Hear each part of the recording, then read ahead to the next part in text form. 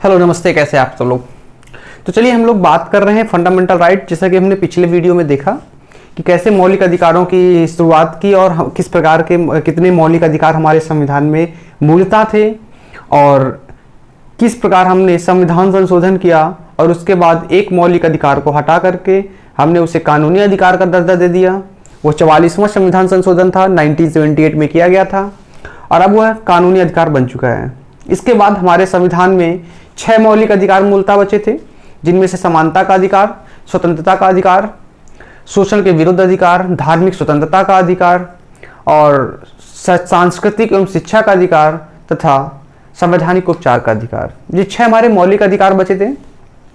साथ ही साथ हमने लास्ट वीडियो में ये भी देखा कि आर्टिकल 12 एंड आर्टिकल 13 में क्या है तथा आर्टिकल 14 का हमने लेकर के आर्टिकल 18 के बीच में समानता के अधिकार का हमने पूरा एक्सप्लेनेशन देखा कि 14 में क्या है, 15 में क्या है, 16 में क्या है, 17 में क्या है, 18 में क्या है। सब कुछ समझने के बाद इस वीडियो में आज हम लोग पूरा प्रयास करेंगे कि टॉपिक को एंड कर देते हैं और लेकिन ये टॉपिक को एंड करने के चक्कर में हम कुछ छोड़ेंगे नहीं। प्रयास यही रहेगा कि लगभग सभी चीज़ों को कवर करते हुए चलेंगे। जैसा कि बोर्ड में लिखा हुआ है, दूसरा आपका जो फंडामेंटल राइट था, मौलिक अधिकार था, स्वतंत्रता का अधिकार, right to freedom. Right to freedom का वर्णन हमारे कॉन्स्टिट्यूशन में आर्टिकल 19 से 22 के बीच में दिया गया है। यानी कि 4 आर्टिकल 19, 20, 21, 22 इनमें आपकी स्वतंत्रता के अधिकार की बात की गई है।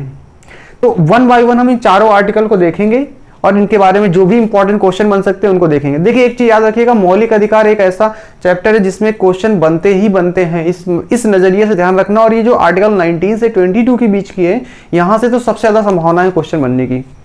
तो आर्टिकल 19 स्वतंत्रता के अधिकार के तहत ही आता है, जिसमें हम पूरा देखेंगे। यहाँ पर आपको कुछ दिख रहा होगा और क्वेश्चन क्योंकि बन जाते हैं अच्छे खासे, तो मैंने सोचा क्यों ना इसको पूरा डिस्कशन कर लेते हैं। देखिए आर्टिकल 19 जो का 1 जो दिया गया है, आर्टिकल 19 में भी अगर पूछा जाता है तो वही होगा, या आर्टिकल 19 का 1 का जो पहला है उसका मतलब भी वही है। क्या बोलता है article 19 1A? Is very simple, जरा इसको लिखते हैं। ये बोलता है बोलने एवं अभिव्यक्ति की स्वतंत्रता। बहुत ही सिंपल भाषा में है, स्पीक एंड एक्सप्रेशन, अभिव्यक्ति की स्वतंत्रता। बहुत सिंपल है sir. What is speaking about? Article 19 1 clause A क्या बोलता है सर? बोलने और अभिव्यक्ति स्वतंत्रता। अगर आर्टिकल 19 आता है तो याद रखिएगा ये स्पीक एंड एक्सप्रेशन की बात करता है। ये आपका आर्टिकल 19 बोलता है। देखो होगा आप लगातार फेसबुक का यूज करते हैं, आप फेसबुक के माध्यम से आप कमेंट करते हैं, पोस्ट करते हैं। ये क्या है? ये आपकी स्वतंत्रता है, तभी तो आप कर पा रहे हैं।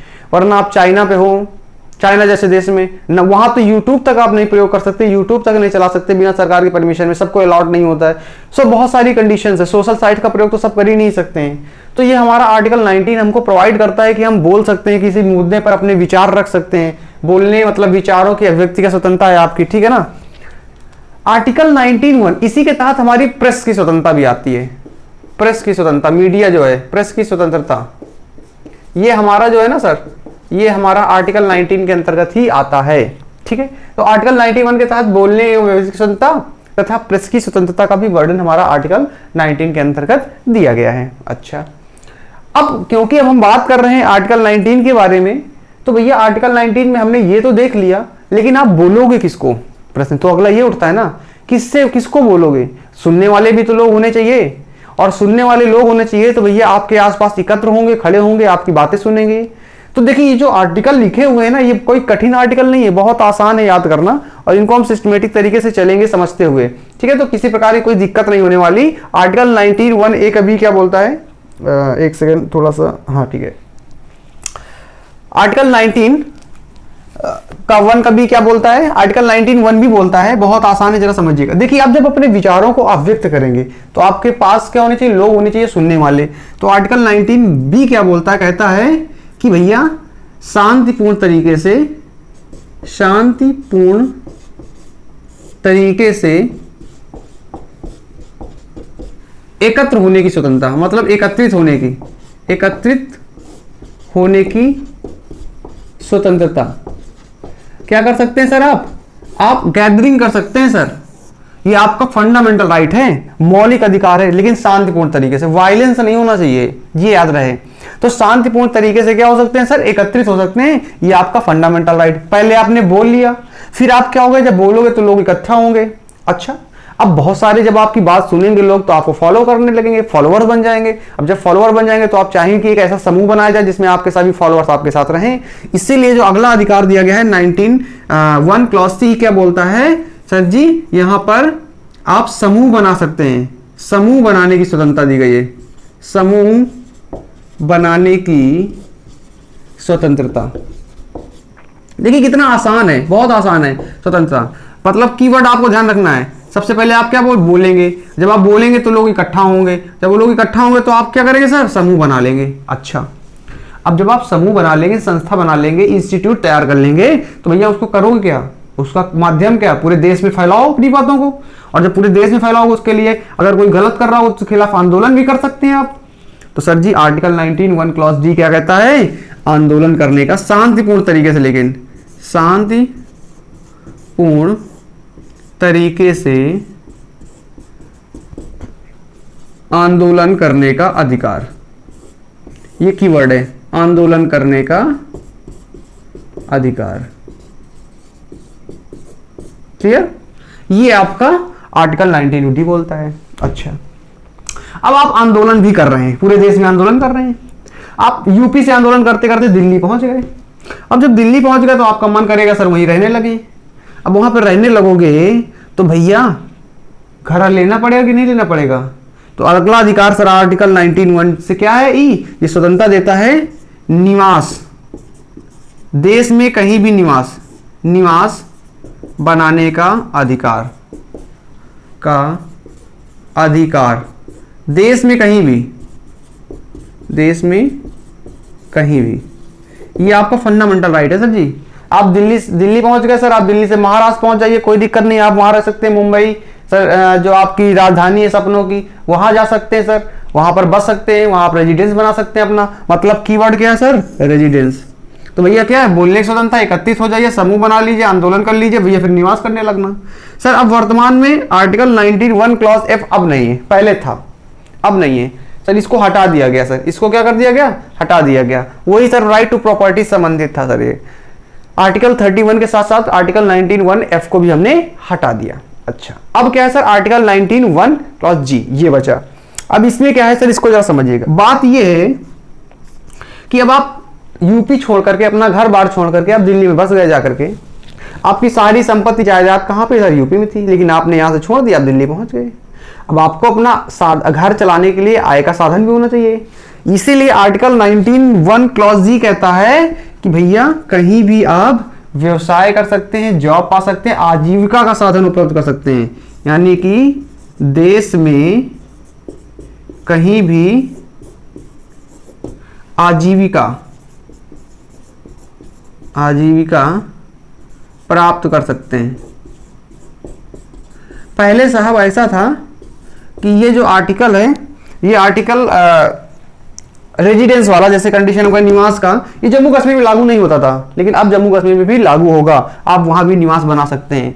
तो ये हमारा देखिए बहुत सिंपल था। हमने आर्टिकल 19 को पूरा एक्सप्लेनेशन के साथ से समझा कि कैसे आर्टिकल 19 है, और कोई दिक्कत नहीं हुई किसी प्रकार की। बोलने की और अभिव्यक्ति की स्वतंत्रता है सर, एकत्रित होने की स्वतंत्रता है, समूह बनाने की भी स्वतंत्रता है, आंदोलन कर सकते हैं साहब, निवास है, उसके बाद सर आजीविका। कीवर्ड देखिए साहब, इसका संबंध इसके साथ में, इसका संबंध इसके साथ में, इसका संबंध इसके साथ में, इसका संबंध यहाँ, और इसका संबंध इसके साथ में। कितना आसान हो गया साहब। ठीक है, अब आर्टिकल 19 हमको समझ में आ गया पूर्णतः। अब इसके बाद हम आर्टिकल की स्वतंत्रता का अधिकार ही हम पढ़ रहे हैं अभी, तो स्वतंत्रता के अधिकार के तहत थोड़ा सा आगे बढ़ते हैं और अब बात करते हैं हम आर्टिकल 19 के बाद आर्टिकल 20 की। तो ठीक है, तो हम इसको थोड़ा सा इरेज कर देते हैं, और सर आप इसको नोट करते रहिए जैसा भी आपको लगता है, और क्योंकि आप नोट करेंगे तो आप बेटर ही रहेगा। फिर भी आपको जैसा लगता है, हम यहाँ पर अगला टॉपिक डिस्कस करते हैं, आर्टिकल 20। बहुत आसान है, आप कमेंट करके बताते रहिए अभी आपको कहाँ पे दिक्कतें जा रही हैं, और उन पर सुधार करने का प्रयास करें, क्या समझ में नहीं आ रहा है, और अगर समझ में आ रहा है तो भी वो बता दें, जिससे हमें थोड़ा सा पता चलता रहेगा कि हाँ लिंकअप हो रहा है, लोग समझ पा रहे हैं हमें भी। ठीक है, और मजे के साथ पढ़ाई kariye, बहुत ही इंटरेस्टिंग टॉपिक है, और प्रयास ये कर रहे हैं कि सारी चीजों को मैं क्लियर करता हुआ चलूं। ठीक है, कोई दिक्कत वाली बात नहीं है। अगला हमारा टॉपिक है साहब आर्टिकल 20। देखिए आर्टिकल 20 बहुत महत्वपूर्ण है साहब। क्योंकि आम जीवन में अक्सर ऐसी घटनाएं होती हैं, लोग अपराधी घोषित कर दिए जाते हैं, अपराधी में बहुत सारे उसके समस्याएं आती हैं, लोगों को गिरफ्तार किया जाता है, गिरफ्तारी के दौरान आपके सामने बहुत सारी समस्याएं आती हैं, लेकिन आपको अपने अधिकार नहीं पता होते हैं। मतलब मोस्टली अगर देखा जाए तो आम आदमी को अधिकार नहीं पता होते हैं। अगर पता होना तो उन अधिकारों का प्रयोग करें तो बहुत सारी चीजों में संरक्षण प्राप्त किया जा सकता है। क्या क्या अधिकार हैं जरा हम इन पर बात करते हैं, जिनमें से आर्टिकल 20 एक बहुत ही महत्वपूर्ण अधिकार बताता है। आर्टिकल 20 क्या कहता है? आर्टिकल 20 कहता है दोष सिद्ध, देख लेना भैया गलत तो नहीं लिखा, कोई दिक्कत नहीं, दोष सिद्ध के, दोष सिद्ध ऐसे लिखना, दोष सिद्ध से बचने का अधिकार, यानी कि एक तरह से संरक्षण का अधिकार है सर। दोष सिद्ध से संरक्षण का अधिकार बताता है सर। दोष सिद्ध से बचने का अधिकार कहें या दोष सिद्ध से संरक्षण का अधिकार कहें, इसका मतलब क्या है भैया, इसका जरा मतलब समझिए। देखिए किसी के ऊपर अगर एलिगेशन लगाया गया किसी भी क्राइम का कि ये भाई साहब अपराध आपने किया है, तो उस दौरान उस व्यक्ति के पास क्या क्या संरक्षण है, क्या किस किस आधार पे वो प्रोटेक्शन पा सकता है, उसके बारे में आर्टिकल 20 बात करता है। तो दोष सिद्धि के बारे में अक्सर कंफ्यूजन हमारा आर्टिकल 20 और 22 के साथ होता है, लेकिन 22 गिरफ्तारी के दौरान संरक्षण है, ये दोष सिद्धि के संरक्षण के संबंध में बात करता है। अब इसमें 3 प्रावधान है बेसिकली। अब क्या क्या प्रावधान है जरा हम तीनों को समझ लेते हैं, और एग्जाम के लिए तो बहुत ही भैया महत्वपूर्ण है। पहला बोलता है आर्टिकल 21 का 20 का 1 कहता है, क्या कहता है जरा समझिएगा। अब दोष सिद्धि के संरक्षण के दौरान की बात कर रहा है, तो भैया यहाँ पे आपको पता होना चाहिए सर कि आर्टिकल 21 क्या कहता है, 22 क्या कहता है, 23 क्या कहता है। तीनों ही बहुत ही महत्वपूर्ण है सर आपका। आप जरा समझिएगा,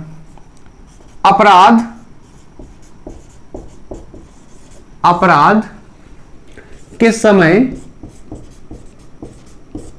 उपस्थित, बहुत आसान है सर, उपस्थित कानून के आधार पर ही सजा दी जा सकती है। इसका क्या मतलब है, इसका मतलब समझ रहे जरा, बहुत आसान है सर। ये क्या कह रहा है, ये कह रहा है कि सर किसी भी व्यक्ति को जिस समय क्राइम हुआ है उस समय जो कानून था उसी के आधार पर उसको सजा दी जा सकती है। मतलब कि जैसे हमने 2020 में कोई क्राइम किया और उस अपराध के लिए सर 10 वर्ष की सजा का प्रावधान था, लेकिन 2023 तक वो सर क्या रहा, निर्णय आ रहा, क्योंकि हमारी न्यायिक प्रणाली आपको पता है कितनी स्लो चलती है। 2023 के पहले हमने उस कानून में परिवर्तन कर दिया और अब हमने कहा कि अगर कोई ये अपराध करेगा तो 20 वर्ष की सजा होगी। लेकिन अब जब 2023 में जब निर्णय दिया जाएगा, उस व्यक्ति अपराधी का जिसने क्राइम 2020 में किया था उस पर यह 20 वर्ष वाली सजा का प्रावधान लागू नहीं होगा, क्योंकि जिस समय उसने अपराध किया था उस समय 10 वर्ष सजा का प्रावधान था। ये वही कहता है अपराध के समय उपस्थित कानून के आधार पर ही सजा दी जा सकती है, ये आर्टिकल 20 का 1 कहता है। अच्छा, दूसरा क्या है? दूसरा भैया ये है कि किसी भी व्यक्ति के खिलाफ उसकी गवाही का प्रयोग नहीं किया जा सकता है। इसका मतलब क्या है? किसी व्यक्ति के खिलाफ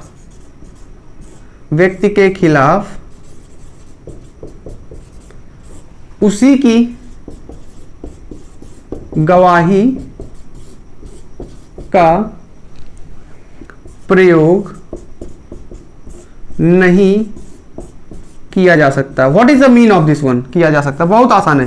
जैसे आपने देखा होगा अक्सर पुलिस कस्टडी किया जा सकता है। कई सारी मूवीज वगैरह देखा आपने, मूवीज में क्या होता है, पुलिस जबरन बयान ले रही होती है और साइन करा लेती है, लेकिन जब कोर्ट में पहुंचता है अपराधी तो जज पूछता है क्या आप ये मानते हैं कि नहीं, और फिर अपराधी बोल देता था नहीं, तो फिर उसके बाद प्रक्रिया शुरू होती है। यानी कि जो व्यक्ति होगा अपराधी जिसे माना जा रहा है, दोषी माना जा रहा है, उसकी खुद की गवाही उसी के खिलाफ प्रयोग नहीं की जा सकती है। इसीलिए पुलिस कस्टडी की जो गवाही होती है ना, बयान होते हैं ना, वो मान्य नहीं होते हैं। अभी हाल ही में देखा होगा आपका रिया चक्रवर्ती वाला जब केस चल रहा था कुछ दिनों पहले, तो एक डायरेक्टर को गिरफ्तार कर लिया गया था एनसीबी मैटर से रिलेटेड, और उस पर काफी ज्यादा प्रेशर दिया जा रहा था और जबरन साइन कराए गए। लेकिन जब वो मजिस्ट्रेट के सामने गया तो उसने सीधा सीधा इनकार कर दिया कि ये जो बयान है ये मेरी सहमति के बिना लिए गए हैं, मुझ पर 3rd डिग्री टॉर्चर किया गया था जिसके बाद मैंने इस पर साइन किए हैं, लेकिन सर मेरी कोई सहमति नहीं है। तो कहीं ना कहीं यहां पर आपको ये अधिकार है, आर्टिकल 20 के तहत फंडामेंटल राइट है। ठीक है, अब बात करते हैं साहब आर्टिकल 20 का एक और आर्टिकल है सर 3। ये क्या बोलता है? ये कहता है कि, बहुत आसान है भैया, क्या बोलता है? कहता है किसी भी व्यक्ति को एक ही अपराध के लिए 2 बार सजा नहीं दी जा सकती। मतलब क्या है? किसी व्यक्ति को एक अपराध के लिए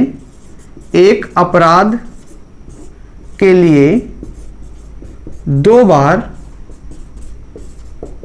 सजा नहीं दी जा सकती, नहीं दी जा सकती। What is the mean of this one? ये कह रहा है किसी व्यक्ति को एक अपराध के लिए 2 बार सजा नहीं दी जा सकती है। मतलब जैसे किसी ने क्राइम किया तो भैया एक अपराध, कई लोगों को उसने मर्डर कर दिया, तब ये नहीं कि पहले एक बार इसको उम्र का, मर्डर की सजा तो खैर चलो मृत्युदंड है, लेकिन अगर 10 वर्ष का प्रावधान है चोरी का, अगर 4 जगह चोरी की तो 10 से 40 वर्ष नहीं हो जाएगी। मतलब ये है एक अपराध के लिए 2 बार सजा नहीं हो सकती। ये हमारा आर्टिकल 20 कहता है, दोष सिद्ध से बचने के लिए संरक्षण प्रदान करता है। बहुत ही महत्वपूर्ण आर्टिकल था जिसके बारे में हम लोगों ने पूरा डिस्कशन किया है, और आई होप कि अब ये आपको पूरी तरीके से क्लियर हो चुका होगा कि कैसे स्वतंत्रता के अधिकार के साथ आर्टिकल 20 दोष सिद्ध के संरक्षण के बारे में बात करता है। और ये आई थिंक 2018 में यूपी पुलिस से रिलेटेड कोई क्वेश्चन आया था आर्टिकल 20 से रिलेटेड। ठीक है, कोई दिक्कत नहीं है, आप इसे नोट कर लीजिए, मैं इसको इरेज करता हूँ, आगे बढ़ता हूँ। ठीक है, आप लोग इसे नोट कर लें, स्क्रीनशॉट ले लें जरूर, जिससे कि आपको रिवीजन करने में आसानी हो। ठीक है, अगर आप रिवीजन नोट से नहीं करते हैं तो आप वीडियो को भी देख सकते हैं दोबारा, जिससे आपका रिवीजन हो जाएगा, बेटर होगा। नोट भी कर लें जैसा भी आपको लगता है आसान। ठीक है, अब आर्टिकल 21 देखते हैं। 21 बहुत महत्वपूर्ण है सर, 21 तो बहुत ही ज्यादा महत्वपूर्ण है सर। क्या है 21 के तहत, जरा इसको भी देख लेते हैं साहब। 21 आर्टिकल 21 ये कहता है साहब जीवन जीने का अधिकार। यही तो सर सबसे बड़ी जान है सर, आपके सारे अधिकार हों, अगर ये छीन लिया जाए तो क्या मतलब है, आपकी लाइफ ही नहीं बचेगी सेफ। जीवन जीने का अधिकार,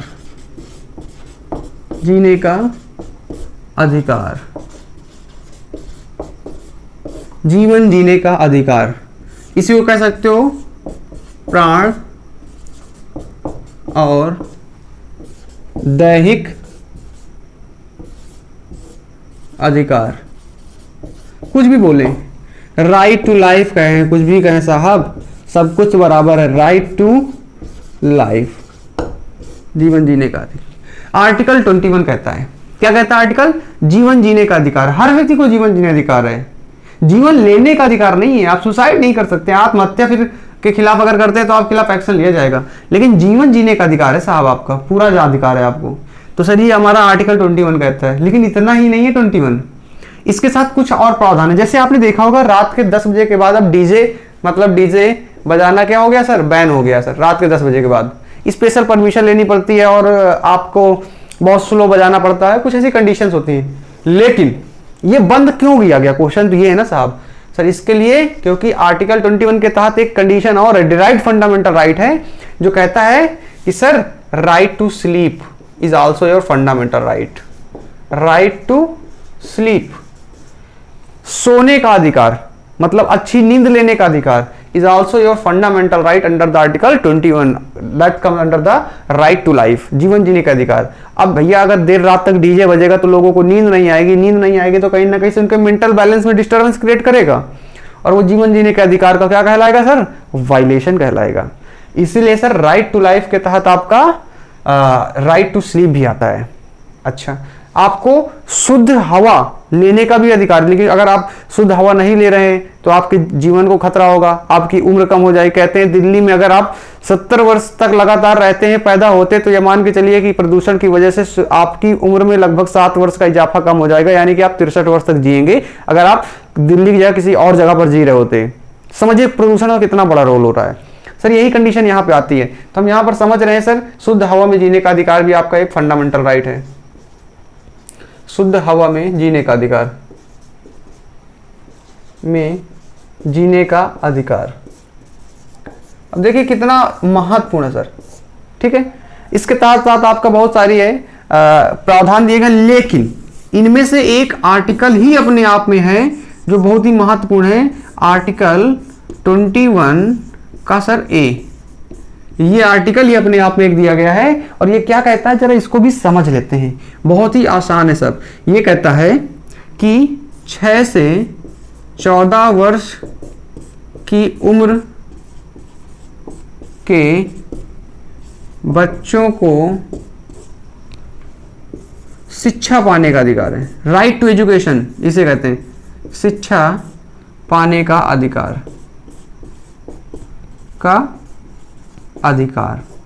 राइट टू एजुकेशन कह सकते हो इसको सीधा भाषा में। इसके तहत इसका मतलब ये है कि अगर 6 से 14 वर्ष के उम्र के बच्चों को गार्जियन एजुकेशन नहीं दिला रहे हैं तो उन गार्जियन के खिलाफ कंप्लेन की जा सकती है, क्योंकि ये बच्चे का मौलिक अधिकार है। और इस संविधान में था नहीं, इसको हमने जोड़ा है 84 में संविधान संशोधन 2002 में हमने क्या किया साहब, इसको हमने अपने फंडामेंटल राइट में जोड़ दिया।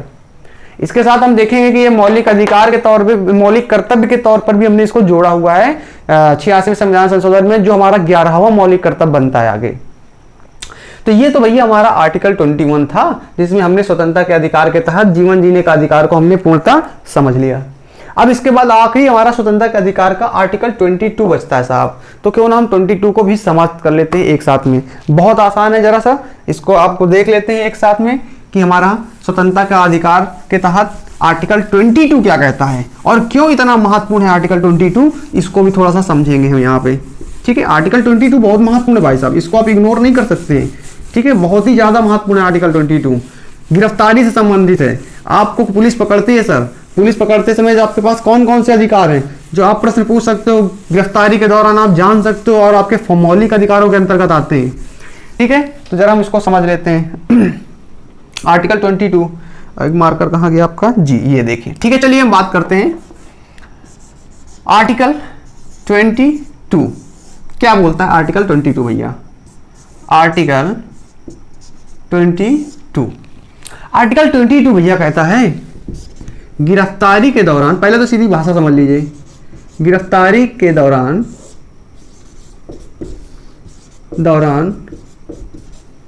संरक्षण का अधिकार, संरक्षण का अधिकार, ये हमारा भैया क्या है, एक फंडामेंटल राइट है। गिरफ्तारी के दौरान आपको प्रोटेक्शन, संरक्षण का अधिकार दिया गया है। अच्छा, this is a fundamental right, मौलिक अधिकार है। अब भैया किस प्रकार का संरक्षण है, अगर आपको पुलिस गिरफ्तार करने आती है तो आपको पता होना चाहिए कि आपके पास कौन कौन से अधिकार हैं, किन अधिकारों के तहत आप प्रश्न कर सकते हैं पुलिस से। जरा समझिएगा, पहला ये आपको क्या प्रदान करता है, पहला ये बताता है कि गिरफ्तारी के दौरान आपको कारण जानने का अधिकार है। गिरफ्तारी के दौरान, इसको आप समझ लीजिएगा, गिरफ्तारी के दौरान गिरफ्तारी का कारण जानने का अधिकार, कारण जानने का अधिकार, ये आपका फंडामेंटल राइट है भाई साहब। या आपको पुलिस गिरफ्तार करने आएगी तो भैया क्या कारण है, किस कारण से आपको गिरफ्तार किया जा रहा है, ये जानने का आपको अधिकार है, because this is your fundamental right. Clear. अक्सर आपने देखा होगा जब मूवी वगैरह में आप देखते हैं, बॉलीवुड मूवी अक्सर ये दिखाया जाता है कि जब जो आपका क्या बोलते हैं विलन होता है, तो जब पुलिस पकड़ने उसके घर में जाती थी तो वारंट लेके जाती है, और अगर नहीं भी लेके जाती है तो विलन कहता है पहले आप वारंट लाइए फिर अंदर आइएगा। तो ऐसे डायलॉग अलग अलग मूवीज में दिखाए गए हैं। तो कहीं ना कहीं ये फंडामेंटल राइट आर्टिकल 22 की बात करता है वो। ठीक है, गिरफ्तारी का कारण जान लिया। चलिए, अब आपको कारण बता दिया गया तो दूसरा इसी में मौलिक एक अधिकार बताता है, वो कहता है साहब कि आपको गिरफ्तारी का कारण जान लिया, बता भी दिया गया, तो इसके बाद ये बात आती है कि भैया अब आप अपने घर में सूचित कर दें, तभी तो लोग आएंगे पुलिस स्टेशन में आपको छुड़ाने के लिए। तो भैया अपने घर में सूचना देने का भी अधिकार है आपको। घर में परिवारजनों को सूचित करने का अधिकार, सूचित करने का अधिकार। आपको अपने घर के परिवारजनों को, अभिभावकों को सूचित करने का भी अधिकार है, तभी तो उनको पता चलेंगी बातें। अच्छा, इसके बाद सूचित कर दिया हमने। एक और महत्वपूर्ण पॉइंट है यहाँ पे, आर्टिकल 22 के तहत ही जब आपको गिरफ्तार किया गया है तो ये आपको ये अधिकार दिया गया है कि 24 घंटे के अंदर आप मजिस्ट्रेट के सामने पेश किया जाए आपको। तो याद रखिएगा 24 घंटे के अंदर मजिस्ट्रेट के सामने, मजिस्ट्रेट यानी कि न्यायालय, मजिस्ट्रेट के सामने उपस्थित होने का अधिकार, उपस्थित होने का अधिकार, होने का अधिकार। क्या मतलब भाई साहब इसका? इसका मतलब ये है कि जब आपको गिरफ्तार किया गया होगा, उस गिरफ्तारी के 24 घंटे के अंदर आपको कोर्ट में उपस्थित किया जाएगा। पुलिस अपने कस्टडी में नहीं रख सकती है। लेकिन इसमें याद रखिएगा यात्रा का समय, जर्नी पीरियड आपका इंक्लूड नहीं होता है। यात्रा के समय को शामिल नहीं किया जाता, शामिल नहीं किया जाता, ये याद रखिएगा, इसमें इंक्लूड नहीं होगा। इसके साथ साथ आपको अपना वकील से बात करने का भी अधिकार है। वकील से बात करने का अधिकार, ये भी आपका एक फंडामेंटल राइट है। यानी कि देखा होगा हॉलीवुड मूवी अक्सर देखा होगा कि जब क्रिमिनल को क्या करते हैं, क्रिमिनल से बात करती है पुलिस तो कहता मेरे लॉयर को आने दो फिर मैं बोलूंगा, पहले कुछ नहीं बोलूंगा। इंडिया में भी ऐसे ही होता है अब। तो ये कहीं ना कहीं एक बड़ा मुद्दा है। तो ये याद रखिएगा आर्टिकल 22 के तहत हमने वो सारी कंडीशन बात की जो गिरफ्तारी के दौरान आपको महत्वपूर्ण है, जिसके बारे में आपको पता होना चाहिए। ठीक है, इस वीडियो में हमने लगभग स्वतंत्रता के अधिकार के चारों अनुच्छेद, जो महत्वपूर्ण अनुच्छेद थे, उनको हमने डिस्कस किया, क्योंकि बड़े अनुच्छेद थे और एग्जाम में अच्छे खासे क्वेश्चन यहां से बनते हैं। इसलिए मैंने सोचा क्यों ना हम इस बारे में पूरा डिस्कशन कर लेते हैं डिटेल में थोड़ा सा। इसलिए वीडियो थोड़ा सा लंबा होने की वजह से हम जो बचे हुए हमारे जो मौलिक अधिकार हैं तीसरे से लेकर के जो छठे तक, उनको हम डिस्कस कर लेंगे नेक्स्ट वीडियो में, क्योंकि कोई ज्यादा बड़ा नहीं है और बहुत ही आसानी से उनको हम क्लियर भी कर लेंगे। अगले वीडियो में हम पूरा फंडामेंटल राइट कंप्लीट करेंगे और इसके बाद सेम प्रक्रिया के तहत हम लगभग 50 क्वेश्चन तो सॉल्व करेंगे। हो सकता है तो हम इस पर 100 क्वेश्चन भी करेंगे। ठीक है, आप लोग बस इसी तरह प्यार बनाए रखिएगा और वीडियो को लाइक और शेयर कर दिया करिए। बस मिलते हैं अगले वीडियो में, तब तक के लिए नमस्कार।